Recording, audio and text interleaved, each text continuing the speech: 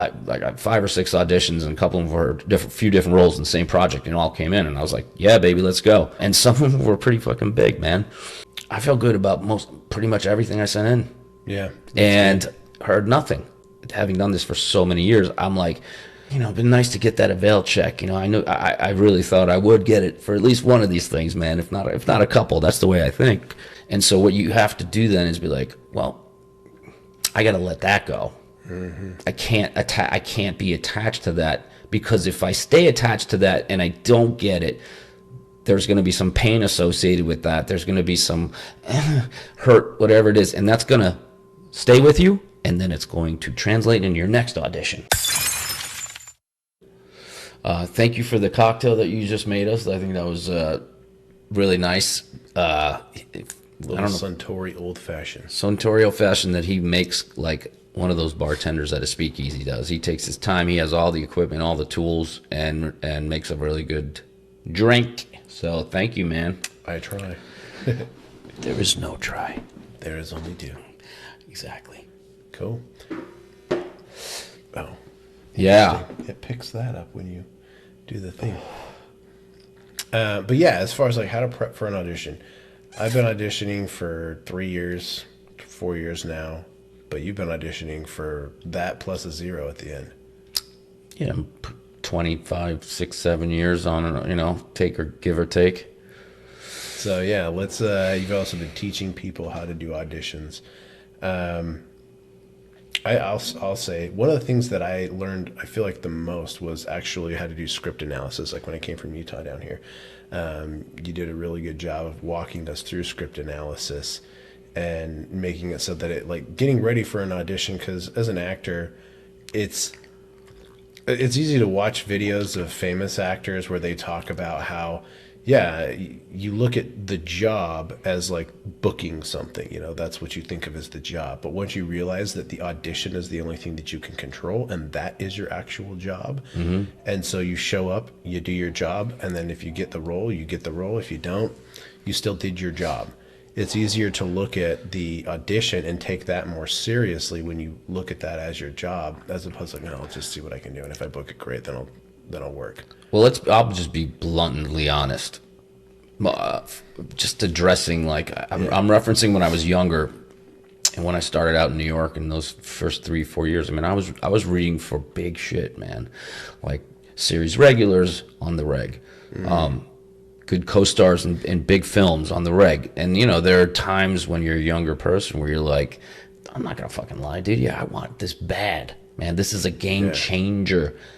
But you realize also, it's like, but if I just focus on that, then I'm not really going to be able to perform to my best abilities, which I'm sure happened to me at times when I was younger.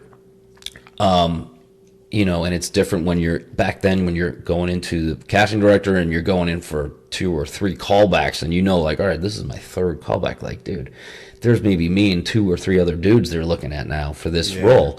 And there's a pressure cooker situation, man, But to answer your original question, like talking about prepping for an audition, I would say there are certain things that you must do in order to have that opportunity to show your best work in that audition. And the first thing that I would recommend and is to just read the material, whatever. If it's 1 page, just read it like a book. Read it like a detective looking for clues. Don't go to your lines right away and start looking at that. That'll come. So if it's 1 page, 2, whatever it is, read it through several times and let that land on you, and start to think about what is this scene about? Let me start checking some boxes. So where are we? Okay, we're in a bar. Who am I? I think I'm a ex-cop who's now maybe a private detective or something like that. Who's the other person? Me. I think this person is... We know each other. We've met. I'm not 100% sure, but the reason why we're having this scene is they want something from me, and I have to reveal something about myself in order to facilitate this. In order for us to come together and do what she needs me to do. Whatever. You're doing your script analysis work. Yeah. You got to know what the lay of the land is before you start going to the actual scene itself. So a lot of beginner actors fall into the trap of they read it once and then they make a decision about what they think the material is, and then they immediately go to the lines and start even running lines a certain way before they even know what the scene is. You know how many times I've given my classes cold reads and they go up there after I've let them have 10, 15, 20 minutes to look it over, and I could see in their preparation, they're like walking around the room, they're already like, yeah, but she said I couldn't, you know, like the first line, I'm like they're already deciding how they're going to say a line. Oh yeah. And a lot of times they fall into the trap of like, oh, that sounded good, I'm going to do it like that every time. Yeah. As opposed to just then after you've done your script analysis, you've checked boxes like, who am I, where are we, why are we here, what do I want, how can I go about getting what I want, what do they want, all these things. Then you just start reading the scene. Just read the dialogue. Okay, just get familiar with what we're saying to each other. Now you've done that. Okay, now I have a pretty good idea what's going on in the scene. I have a pretty good idea of why we're saying what we're saying. I haven't made any decisions yet. Like I don't make decisions necessarily on the scene until the decision is sort of made for me. Sure. So the next step would be, okay, now let's hit the lines. And I'll start memorizing my lines without memorizing them in a specific way. So what I'll do is Just trying to get the words down, not even the tone, just the words. Well, yeah, and by doing this part, I'd say part 3 of the prep is repetition on lines. So I'll look at the first set of lines after I've read it through and I have a good idea what's going on. Then I'll be like, okay, let me repeat the first line 3 or 4 times, 5 times, whatever, different ways. Cover it, say the line. Hey, I didn't know you were going to stay out that late last night. Look, did I get it right? Yeah, I got it right. Do the same thing with the next line. Just repeat it several different ways. Maybe you emphasize a different word every time, whatever, but just say it a million different ways. Cover it, and then say the first line, and then the second line, and then check and see if you're right. Good, I'm right. If you were off, then just do a little more repetition, and then cover it, and do line 1 and 2, and then, okay, good, now I'm good with those. And then you add a line. Yeah, I will say the first time I'd ever been taught repetition was in your class. And it made such a big difference as far as when I was going through with another person, we were just doing it back and forth. And just going through the same things, 20 times before you move on to the next line, it makes you say it every possible way it could be delivered. And from there, you're like, so, and what did that do? When you realized, oh, wow, there's 7, 10, 12 different ways I can say the same line, what was the result of that realization for you? Yeah, for me, it was like, I don't want to lock into any one way to say this, because like if I think like, oh, this is the way I should be doing it, it's like, no, there's actually like, there's a whole color wheel of ways that it could be said. And so it's just know what you need to say, and then just kind of go with what you're given from the other person in the scene, your right partner. So as you go through the script, right, you're repeating, covering, adding a line, going through it, you'll realize once you start developing that part of your muscle or your instrument, whatever, is that, oh wow, I just knocked out a whole page in relatively quick, like short amount of time. Whereas if I looked at it as a 4-page whole, I'm like, how am I going to learn 4 pages in 2 days or 1 day or whatever? But if you do it that way, here's 2 things that are going to happen, or maybe 3, or maybe 4, or maybe 1. But the one thing is, you're going to know, obviously you're going to know your lines pretty well by then. But having done all that repetition on it will, like you said, make you realize that it's not about how I say the line, it's what's the intention under the line. And I think doing all that repetition, you start to see the bigger picture. So, and it also shows you, like you said, alternatives on how one simple line can be interpreted and said. So it opens your mind, and it gets you deeper into the scene. Because the more you do that repetition, the more you're starting to get a better sense of this scene. You will have some realizations even better. Yeah, you'll start to get deeper into the scene. So you do that. Yeah, that was also one thing that I was like, oh man, I feel like I understand what's going on way better in this scene as a result of doing the repetition because you really start to look at it from every angle as opposed to just like, okay, who's my character? What do they need? You know, like especially when you're doing repetition with another person, so you're doing it for both sides of the scene. It forces you to listen too, man. Right? Yeah, Because and you learn the other person's side. So, okay, what do they want? Where's our conflict? Or are we working together for something? Is the conflict external? What's actually going on in this, as opposed to just like, okay, what do I need to know? What do I need to deliver for Right. my audition? right. And it depends on how much time you're given. Yeah. So if you have the time, like, you know, if you have a day or two, that should be plenty of time to knock out a 3-page audition. And that's what you get sometimes. You may get an audition come in at 2:00 on a Monday for a 3-page, 4-page scene that's due Wednesday at 1 p.m.'s the deadline, and you're like, okay, that's a whole day and a half. Yeah. And so I better get to work on this right away. But my point is, time aside. So after you've gone through your lines and you've knocked out pretty good, like, you know, your lines, now you start to look at the scene as a whole and start to look more at their lines as well. So now you start to piece the puzzle together. Okay, I know my lines. I don't know all their lines necessarily. I have an idea of what they're saying, but now let me actually look at the scene as a whole. Yeah. And once you've gone through that several times, okay, be great if then what I do is, okay, my buddy's coming over today at 2. My audition's due tomorrow at 1, whatever. The first thing I have to do when my buddy and I hang out is like, okay, bro, we're gonna run this scene. Just here's your pages. I'm gonna be off book. If I need a line, I'll call line. But I want them to get a sense of the scene too. Yeah. So I'll read with them, and this will be the first time I'm actually reading it out loud with someone else. So we'll rehearse, and I'll direct them on the beats that I want to play. If there's certain things I want to do, I'll tell them, hey, on this spike, give me a moment here, or at the end, I'm going to do a little something, whatever. And then we go in the taping room. Yeah. And so by the time I'm going in the taping room, my goal is, and this can only come with preparation. Yeah. So if you're a lazy person and you think that, you know, you're going to skate by as an actor on your looks and on your charm, maybe you will, but most there's other people who are outworking you. Yeah. And so where that pays off is that by the time I get to the room where we're taping, it's like I'm hopefully at a place where it's like, now I can just play, man. Like I know it and I have ideas on it, but I'm not going to control it necessarily. I trust in the back work I did enough to say, okay, let me see what happens.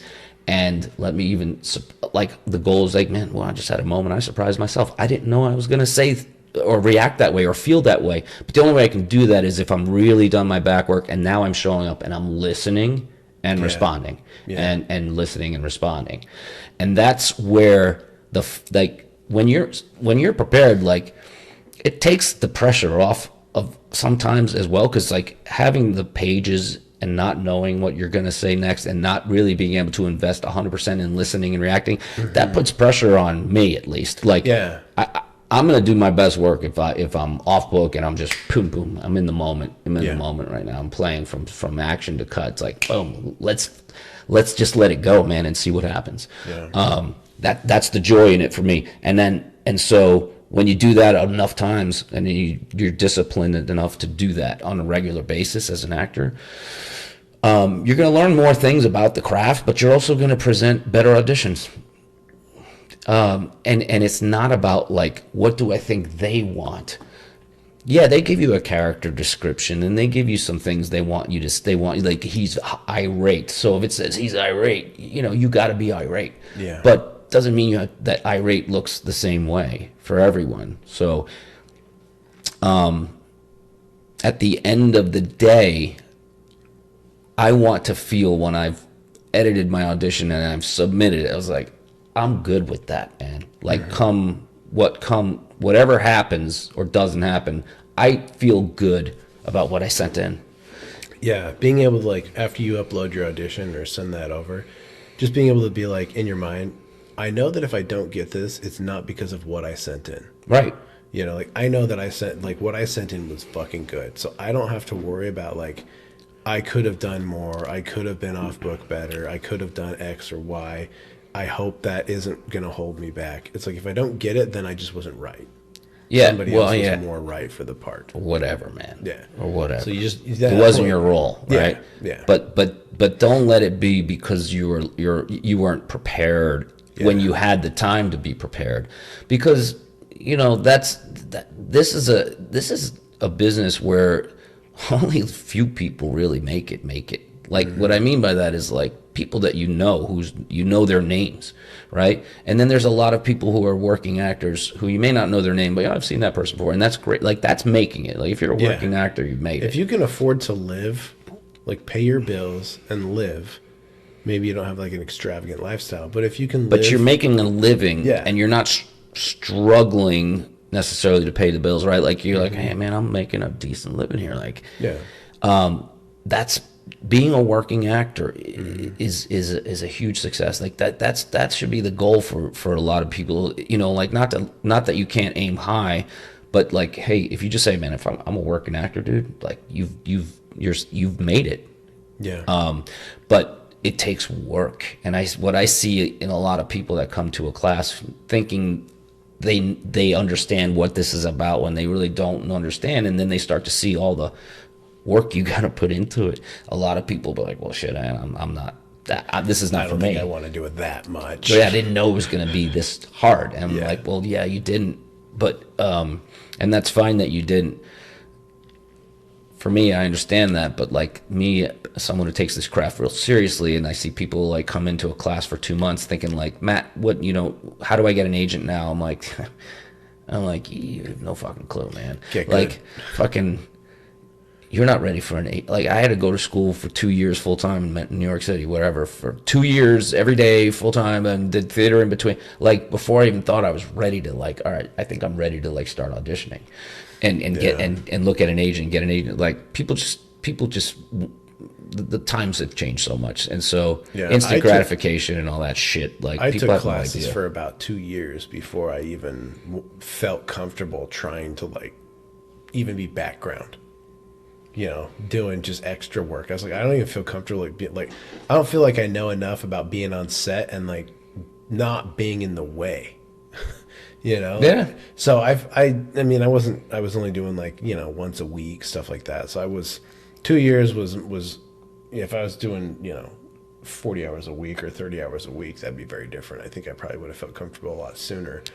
But I still wanted to make sure that before I ever stepped foot on set, I felt like I belonged there, as opposed to like I feeling lucky that, oh man, I finally I was like, no, I know what I'm doing. I'm professional. I will be professional. I mean, listen, every set's different, and so like I get what you're saying. Like you didn't want to be like the standout and be like, who the fuck is this guy? This guy's going left when we said to go right. Whatever. Like I get that, and that's cool, man. Like that's a respect. I think or just your process, or your respect for like the work, whatevs. Whatevs. But every set's different, and so like you can plan all you want in your head, but you really just got to be open in the moment to like, okay, let me just pay attention to what people are telling me right now, and if I do that, I'll be fine. Yeah. Whether I'm background or I'm a co-star, guest star, or series, whatevs. But I hear what you're saying. Like that's cool that you wanted to know what you were doing before you actually stepped in, and that's important. Yeah, you don't want to. I don't want to create like a bad impression. Be like, oh, yeah, this fucking idiot. No, man, you don't want to do that. You only got a first. Like you do have one chance to make a first impression, so you want to make a good first impression. But getting back to the auditioning thing, we were talking about like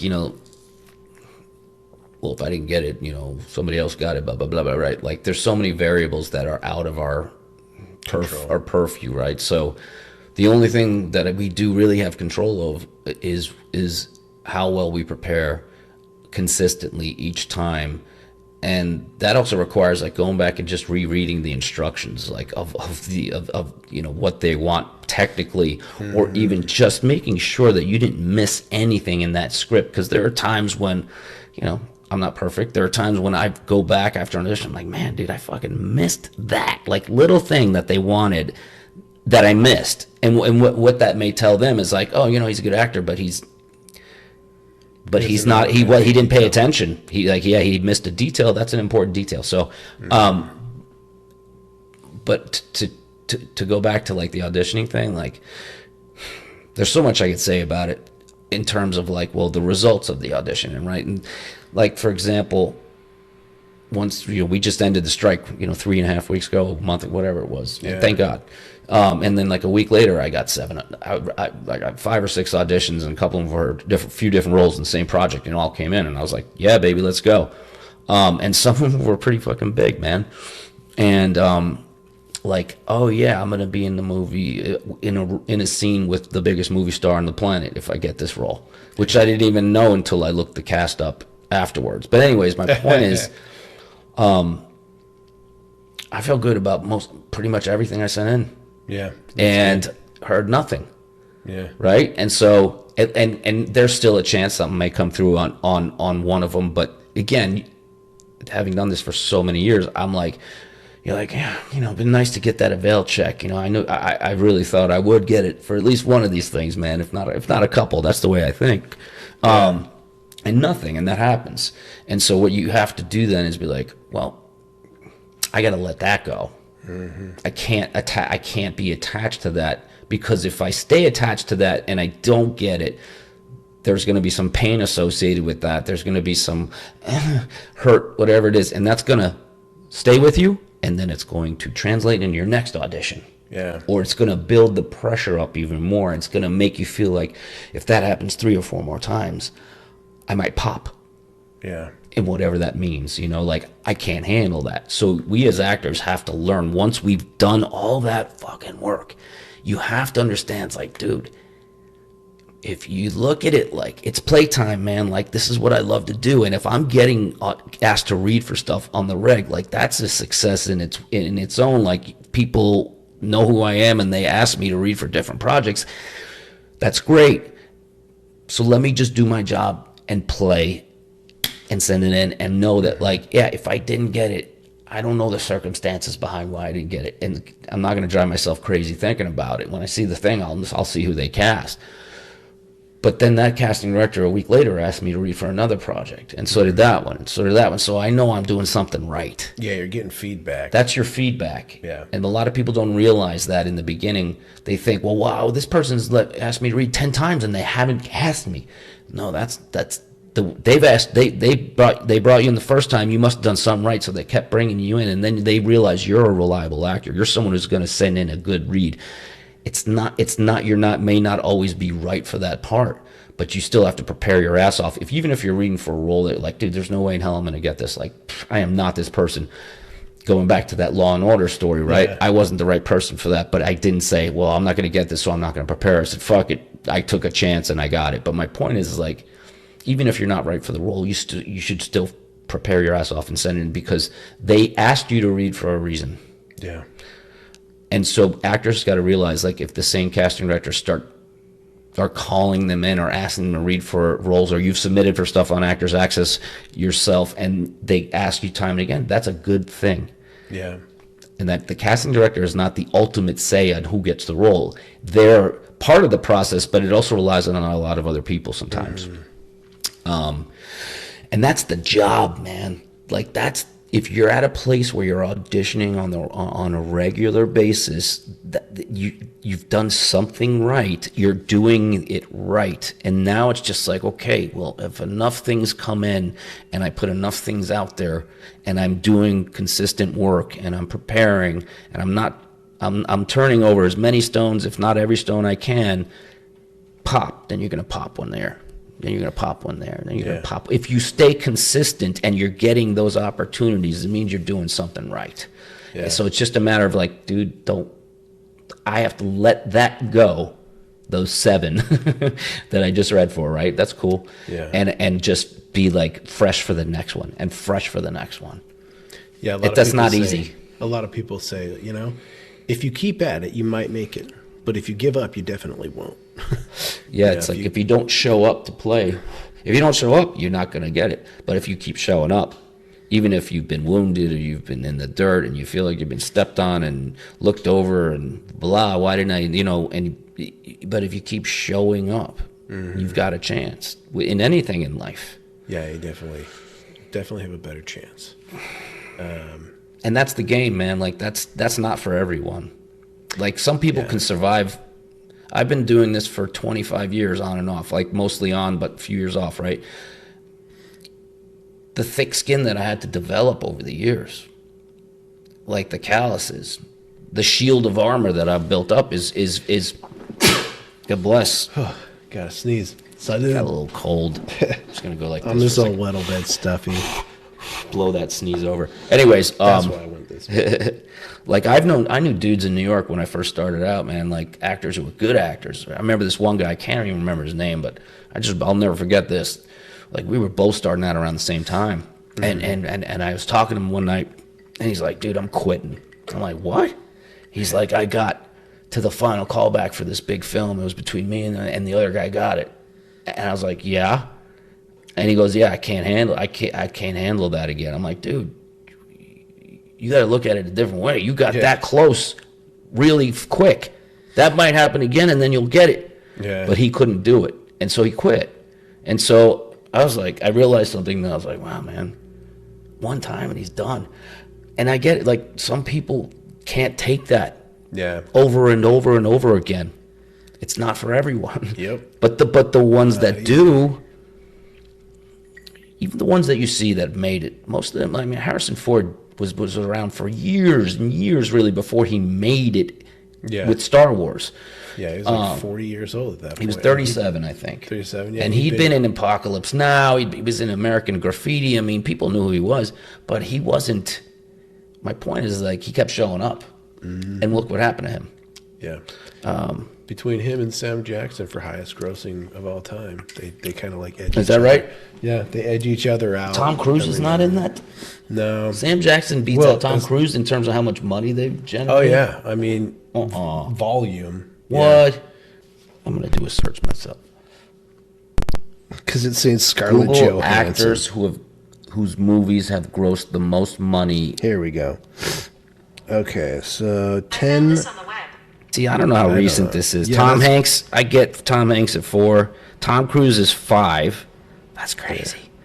Zoe Saldana. Ford on this list. So Chris Pratt. Yeah, these are a lot of Marvel things too. Yeah, Chris Hemsworth. Yeah, I'm not buying that. I'm not buying but anyways, fuck the internet. I mean, you're not outgrossing Downey in Marvel.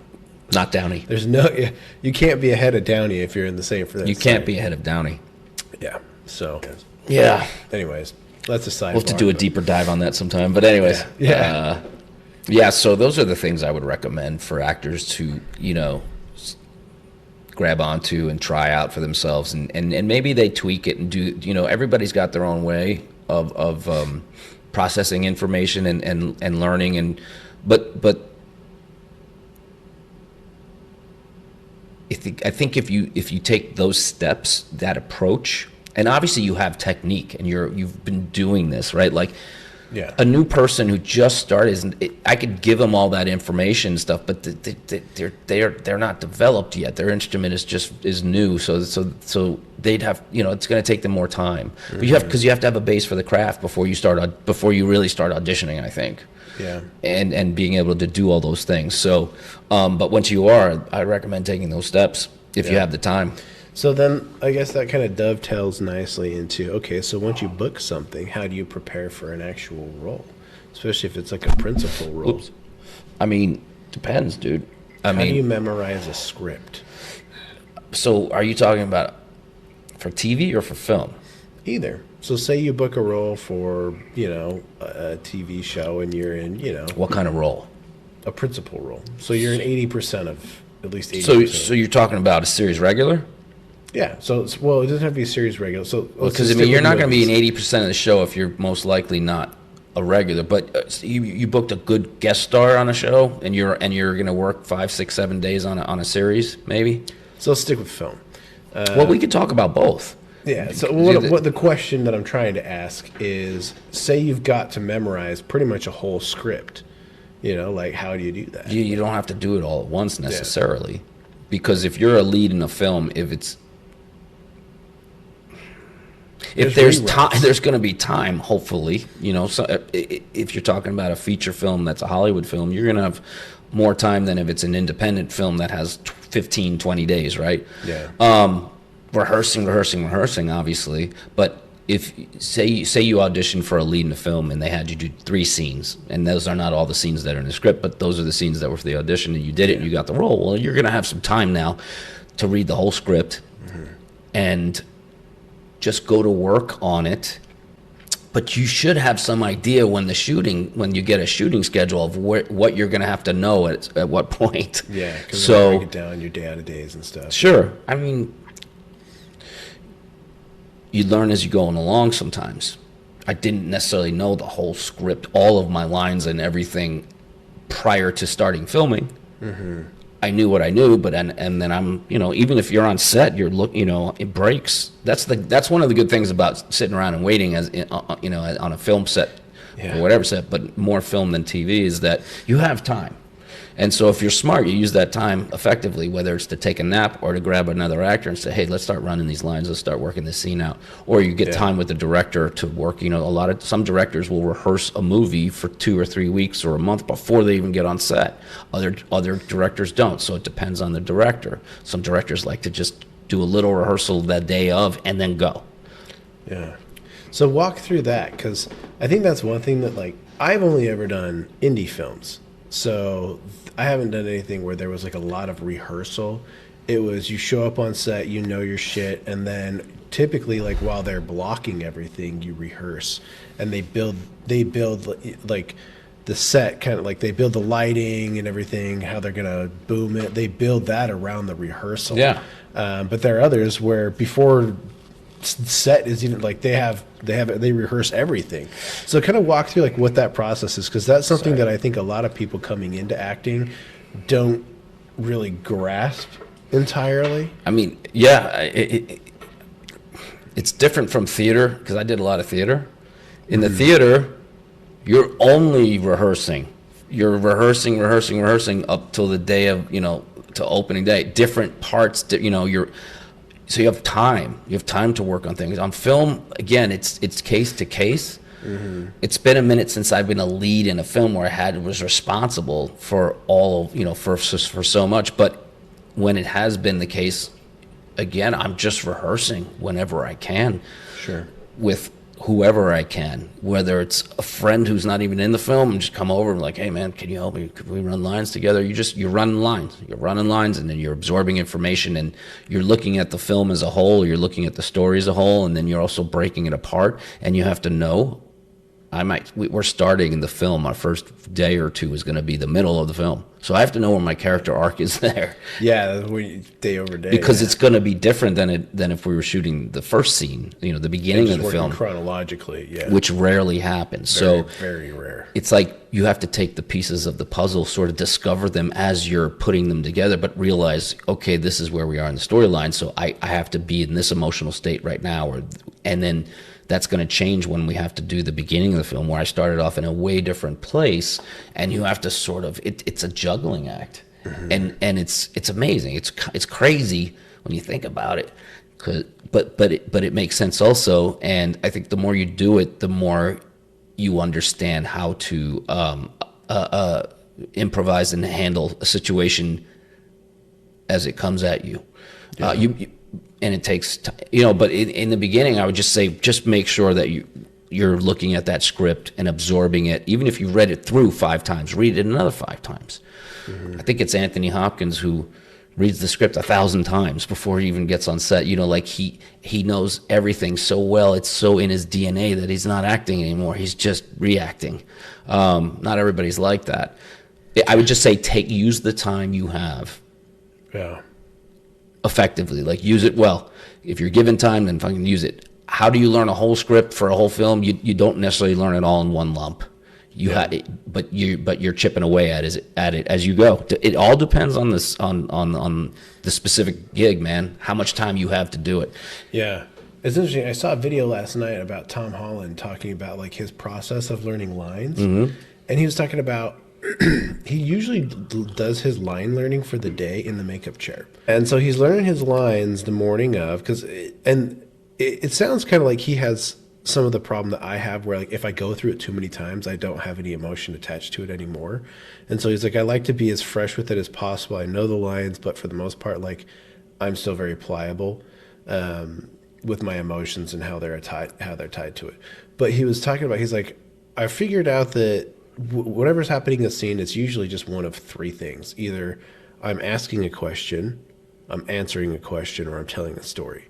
And if you're telling a story, you have to know your lines. Mm-hmm. But if you know your character, what questions that character is going to ask or how they will answer the questions they're being asked should be fairly natural. Well, there you just hit the nail on the head. He may not know his dialogue, but he knows his character. Yeah. So if you know your character, then it's just a matter of, okay, right, I know these lines now. Now I can just let the character take over. Mm-hmm. So I don't know exactly how it's going to come out necessarily, but that's his interesting way of putting it. It's either I'm asking a question, I'm answering a question, or I'm telling a story. I like that. That's cool. It's like when it's very analytical. When you put it in its simplest form, it makes so much sense because that really is generally what's happening. Like in any scene, you're either answering a question, you're asking a question, or you're telling a story about something. It's like, what? And so like if you look at it from that perspective, then you're like, okay, like what am I the one asking the questions or answering the questions? Or am I telling a story or am I listening to a story? Well, that's a good way of also saying identifying what the scene's about. Mm-hmm. Like I talk about that with my students in the past. I'm like, if you could button up this scene in like a tagline, this is a scene about what? Yeah. A negotiation or a power struggle or a seduction or whatever. Mm-hmm. Once you can do that, then you're like, okay, I know how to play that. I can wrap my head around that now because I've identified really what this scene is about. Really, at its core, it's about a power struggle or who's got the bigger dick. You know what I mean? Metaphorically, like, or whatever. Or physically. Yeah. Well, yeah. Nothing wrong with that. But yeah. So again, that takes development with the instrument, mm-hmm. as we call it, of doing this work over and over again. It's the same work over and over again, but it's different every time in a way. Yeah. Because it's a different circumstance, a different person, a different part of yourself you're pulling from, or whatever you're imagining. So it's the same process. So you gotta get good with your process. You gotta find what process works for you. And what I'm talking about when I say that you should do these things, it's like, I'm not saying it's this way or the highway. Because as a teacher, I learned, like, dude, there's no just one way about going about this at all. Sometimes I say, man, it just may be the day you're having right now. You don't have to do any sense memory, any emotional recall, nothing. You're feeling it right now. Like, just go, trust that. Yeah, just go with it. And then there are things that happen that were unexpected that may fuel a scene. Like, it may be between takes, someone pissed you off because they did something or said something like, oh, wow. Oh, you know what? I could use this in the scene. Let's fucking go. Whatever. My point is, but you have to have a technique. You have to have that base and that training in order to know how to handle yourself in different situations. If you have a base, if you trust a base, then you're going to be better off than someone who necessarily doesn't have that base. Yeah, I would think. Yeah, once in a while you'll have somebody that's just a fucking natural, but you can't assume that you're going to be that person. It's very rare that you're that person that is going to just be able to walk in and just be magic. Yeah, well, and there are some people who can do that, but the difference is the difference between a professional actor and an amateur. An amateur, or I say an amateur, a beginner, or someone who hasn't trained, they may go on stage one night, knock it out of the park, and just fucking kill.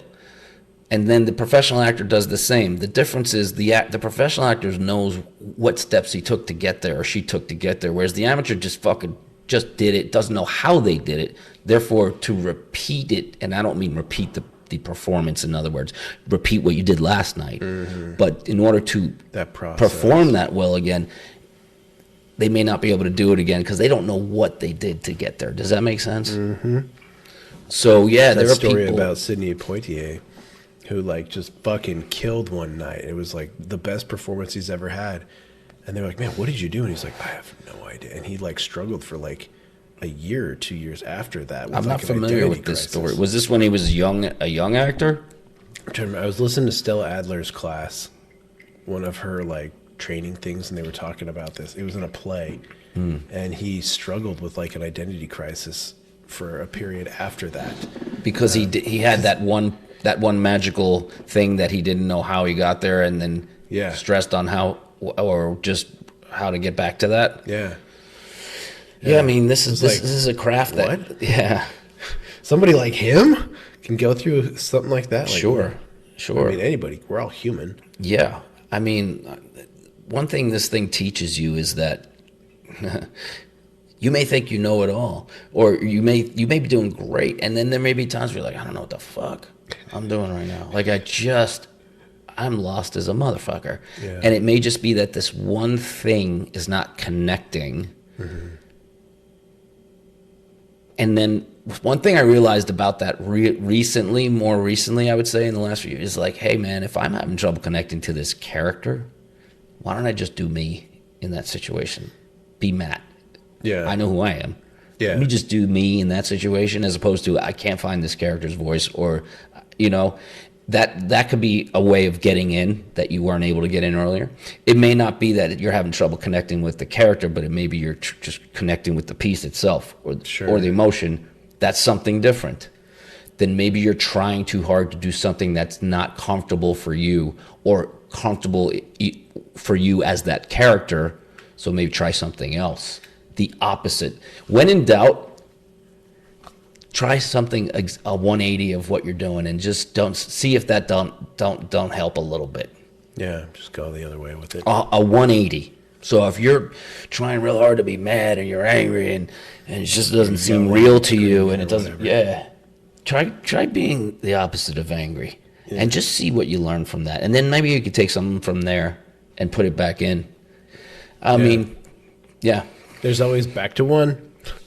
Back to one. In TV, the back to one, it depends on the show you're on, but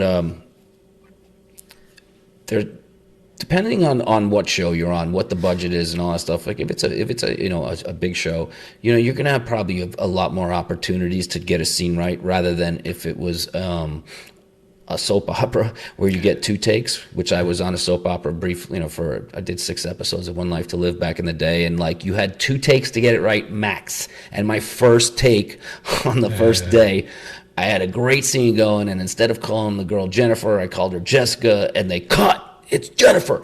I'm like, oh yeah, I got it. And literally I knew in my mind, I was like, dude, if you don't say Jennifer on this next take, your ass is fired. So that like, oh shit. It's, you sink or swim. And then other shows, you get 20 tries at it.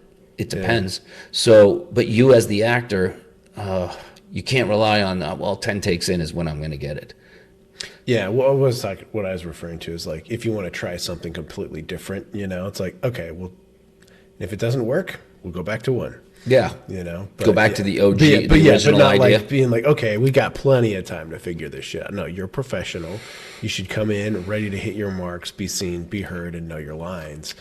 But if you're having a hard time, you're like, no, I'm going to switch this up on this take. Like, that's usually not the worst thing in the world to do. They can always cut and reset. Listen, a lot depends on the director too. Yeah. So if you're on set and your director is not saying anything to you, that's usually a good thing. That means you're doing things right. So you don't need to go up to the director and be like, hey, was that right? Was that what you wanted? Especially on television. Film is different. It's more intimate. You get, especially if you have a bigger role, you're going to spend more time with the director and you're in their shared vision and how to get there and whatnot. Yeah. But on television, if they don't come up and say shit to you, then you're good. That's just a rule. You're doing exactly what I need. Yeah. So I've seen actors on television, on TV sets be like, after a take, like, be insecure. Was that right? Or, sir, was that good? Or whatever, man. Like, I'm like, dude, you're good, man. Like, I don't say anything. I let them experience what they're going to experience. Yeah. But what I'm saying is like, don't say shit, and you're good. They will tell you, speed it up. Yeah. Need you to hit this mark, less this or whatever, like real basic stuff generally. Yeah. Directing wise, it's not like a lot of in-depth. unless maybe it's a real emotional scene. But my point is, like, if they don't say anything, you're doing good. Trust that. Yeah. They'll tell you. We're at 48 minutes. Really? Yeah. We talk about that story. Yeah. So when you were auditioning, what was the show for? So when I mentioned earlier, like when I first started out with an agent. Blow onto the mic. Yeah. When I first started out with the agent, a lot of big opportunities, a lot of big stuff. One of the films that I read for was a film called Race the Sun. It was a Hollywood studio feature film that was starring Halle Berry and Jim Belushi, and it was about a bunch of kids from Hawaii who were like kind of misfits who then build this solar car and then they race it in Australia. And so I read for one of the kids. I read for the role. I think his name was Braz. I had long hair at this time, and I was like, I don't know if I really look like I'm from Hawaii, but if they think I look like I'm from Hawaii, that's fucking good with me, man. And I got a bunch of callbacks, and my last callback was with the director, one-on-one, and it was like an intense scene where he was really cool. I don't remember his name, and he's like, my character's supposed to like push this guy against a wall and like grab his neck because he said something that triggered him, and so we did a take, and it's literally just me and him in the room. Like I'd never been in that situation before. There was no one else in the room, just me and him. And I was like, this is when like, shit, bro, this role's like he mine. wants to know if I can this role could very well be mine today. So I did the first one. And he's like, Matt, sir, he's like, dude, it's okay, you can grab me, like put me. I'm like, really, dude? He's like, yeah. I'm not. I'm like, all right, man, and I don't want to fucking hurt you. He's like, don't worry about it, just do it. So I did. I fucking did the scene. I put him against the fucking wall. I did the scene. He's like, great, that was it, man, that was it. And that was it.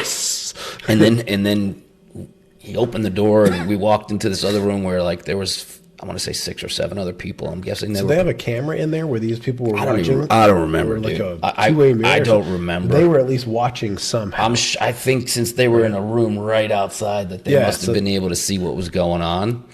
I didn't even think about that or focus on. All I did is focus on, I'm going to put him against the wall and I'm going to fuck him up. Like, not going to hurt him, but I'm going to do what he asked because that's what he wants me to do. So that's what I did.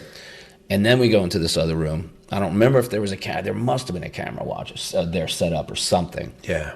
But anyways, so we walk into the room and they're all sitting down, and then they say, so Matt, how old are you? Like that. And I go, without a moment's thought, I was 25 at the time. I said, oh, I'm 25. And the character was 18. And as soon as I said 25, as soon as the fucking words left my mouth, I kind of just saw all their faces deflate and go, huh, and look at each other. And I knew right then and there. You blew it. I blew it. Like, I'm not getting this role. And sure enough, I go to my manager's office like 20 minutes later. I show up and she's getting off the phone. She's like, you didn't get it. She goes, they can't believe you said your real age. That's the feedback. That's what I got. I go, you fucking kidding me? Because I said I'm 20. Just kidding. I said I'm 21. Yeah, well, if I can go back in time, man. JK, I'm not 25. Yeah, so basically, because I was honest and said I'm 25, fucking lost it. Even though they if I would have said I'm 20, like it's all a matter of perception, right? Mm-hmm. If I said I'm 20, I'm like, well, there's a good chance that role's mine. But because I said I'm 25, in their minds, he's too old, and so I didn't get the role. So that was so painful for me because I was a newbie, man. I'd been in the business a couple months with my agent at that time. I didn't know that they're not supposed to ask you your age. At least nowadays, a SAG, anything that's SAG, they can't ask the actor their age unless they're underage. So if I could go back in a time machine, that's why I tell my students, I'm like, listen, dude, you're gonna have to lie, cheat, and steal in this business, and I'll explain what that means, because you're not hurting anybody, but there are things you're gonna have to do a little lie. So if someone asks you your age, you just say you're the age of the character, whatever that character's age is. Where you say I play 18 to 20, whatever, 18 to 30. Cheat. I'll explain that. There's a couple auditions back in the days that I couldn't get an audition for. Like one was a Tom Hanks film that he was directing called That Thing You Do, and I had a good agent at the time, and they just couldn't get me an audition, and I didn't accept that answer. So I said, "Fuck that." I found out where the auditions were. I lived in New York City at the time, and it was in New York City. And the day before the auditions, I went to the building. I went up to the 6th floor, wherever it was. The elevator opens. I see this big casting office, and there's no one around. And I see a fucking script sitting on a shelf, and I had my backpack. I just walk in there, I see the script. That's the script. Put it in my backpack, and I leave. So that's the stealing part. And I fucking read the whole script from top to bottom, and learned what role that I thought I wanted to read for. And I came back the next day in the morning, and the casting director was like, "Matt, what are you doing here?" And I said, "Listen, I know I don't have an audition." I go, "But I really think I'm right for one of these roles. I would love the chance to read. Is that a possibility?" Because it's really a no-no. Like, you're not supposed to crash an audition. But again, I broke a few rules because that's who I am, or who I was. I was like, I'm not going to be a dick about it, but I will read for this role. And so she said, I can't promise anything, Matt. You may not. She said, you can stick around if you want, but I can't promise. So I did. I stuck around all day for hours. I don't remember how many hours, 6 hours maybe. And actors were coming and going and coming and going. Now some of them, recognizable people, and coming and going. And then I see Donnie Wahlberg come in, and this is back in 96, 97 maybe. So I didn't even know he was an actor.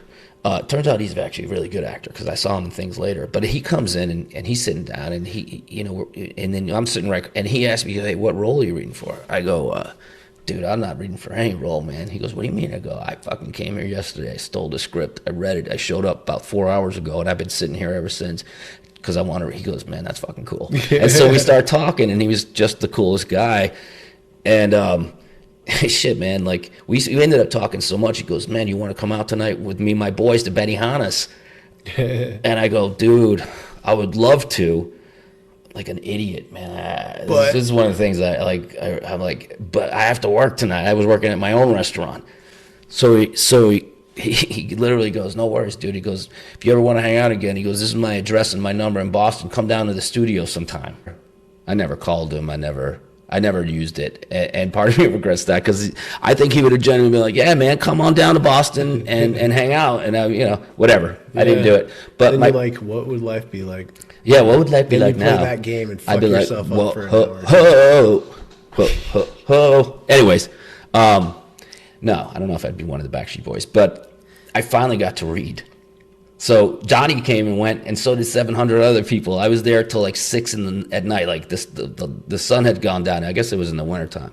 And she goes, "Okay, Matt, he'll see you."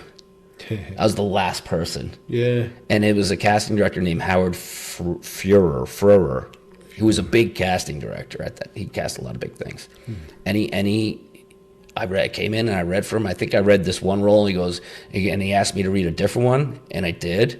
And then I ended up riding the elevator down with him. Like, that's how I was the last one. We all left. One out. Yeah. And I just remember he said something like, "Kid, you got some balls on you," or something like that. And I was like, "Thank you." And I didn't get the role.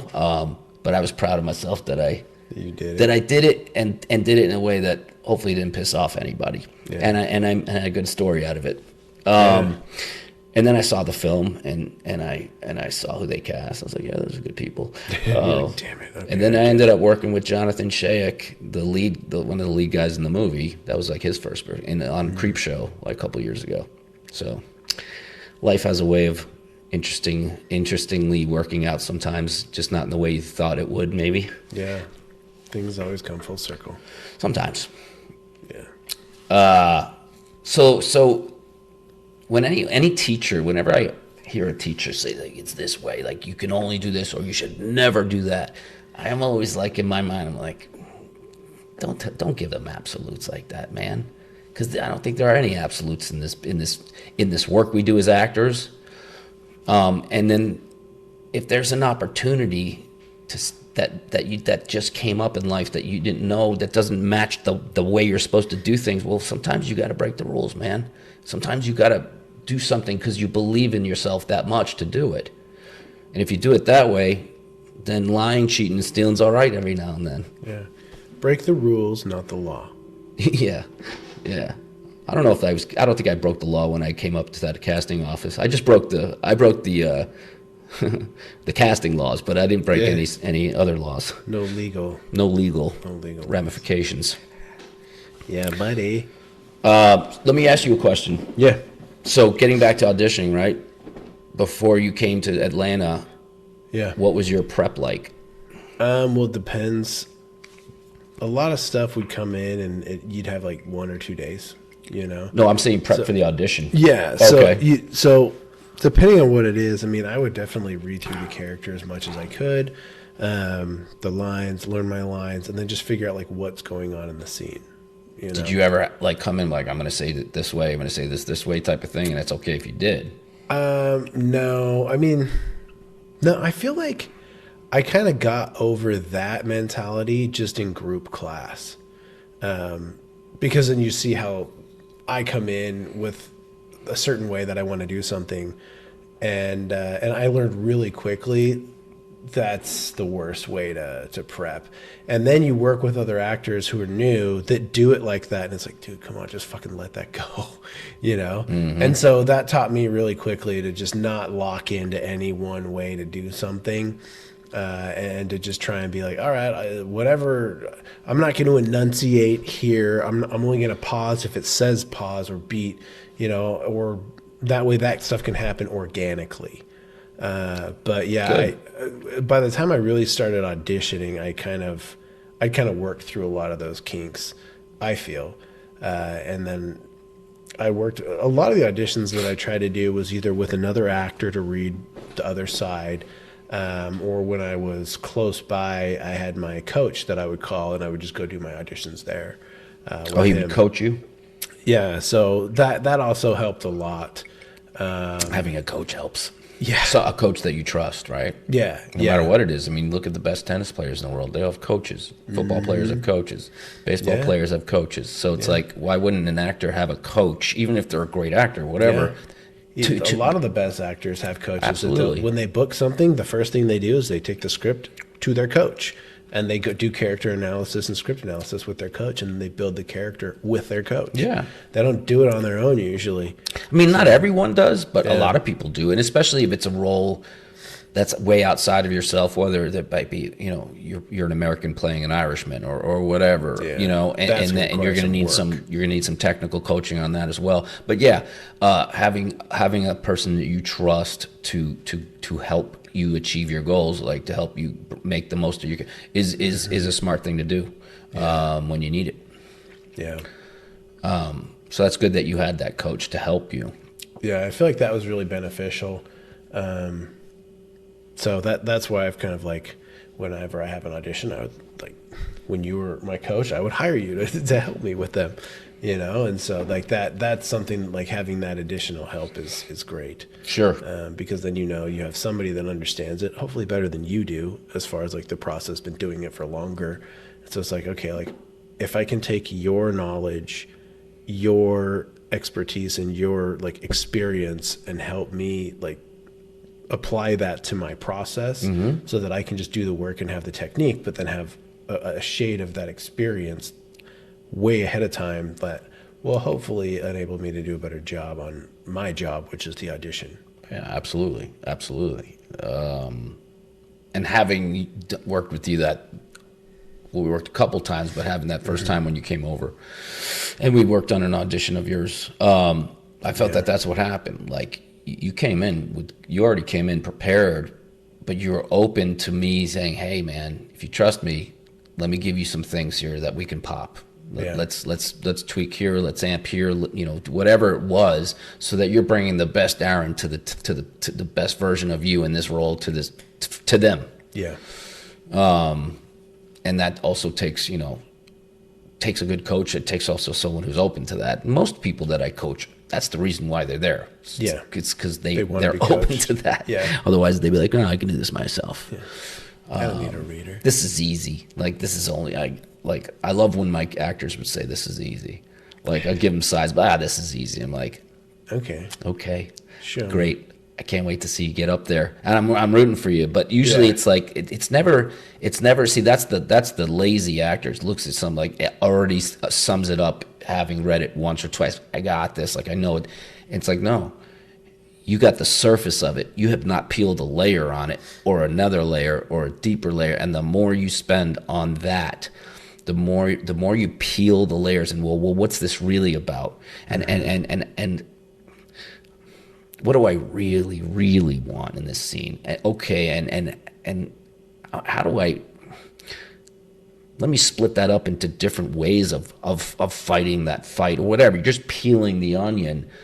That's when something transcends past just like an actor reading line. Like that's when real moments are made, and that's kind of what you live for, is the moment that is created between action and cut.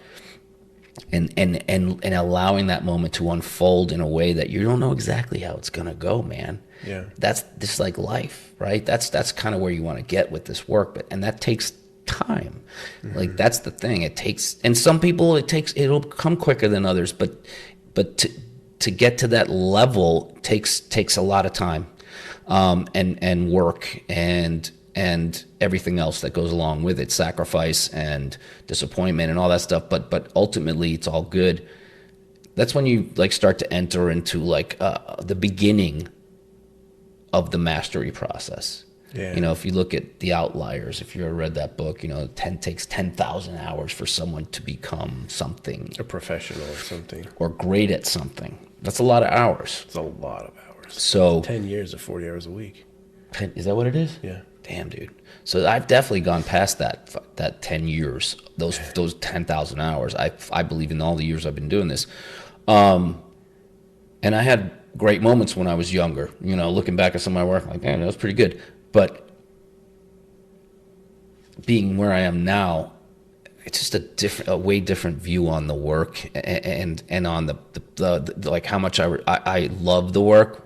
I didn't love it as much when I was younger because I struggled with the script analysis part. I struggled like some things I just felt, but other things that I didn't feel, I had trouble getting there sometimes. And then when you get older and you've experienced a lot more life and you've experienced fucking death and hardship and heartache and all these things that, you know, build up in you, or you could bring a lot of that experience and joy and wonderfulness, not just bad things, but I'm saying, like, it's easier to access those things when you've experienced some level of them as opposed to maybe when you haven't yet. Yeah. Like Leonardo DiCaprio was like a wonderkind, because when you see him as a kid, you know, in this boy's life, his first feature film, going toe to toe with De Niro, and you see him in like What's Eating Gilbert Grape, and you're like, how does he do that? Like, you know, he's one of those rare exceptions you're talking about, because I don't think he ever formally trained when he was younger. He just got into the business and then just was doing it. But like, I'm like, how the fuck does he do? Like, something, you know, I see, I'm like, how the fuck does he do that? Like, that's amazing. Like, yeah, bravo, man. You know, for other people, it takes years and years and years and years of doing this work and doing theater and doing whatever you can, just working to get to that level. Yeah. And it's wonderful to see actors when you just like lost in their performance and you're not thinking about like, that's an actor. You're just like, holy shit, or a scene or moments or whatever. Like, that's kind of what it's about to me, man. Yeah.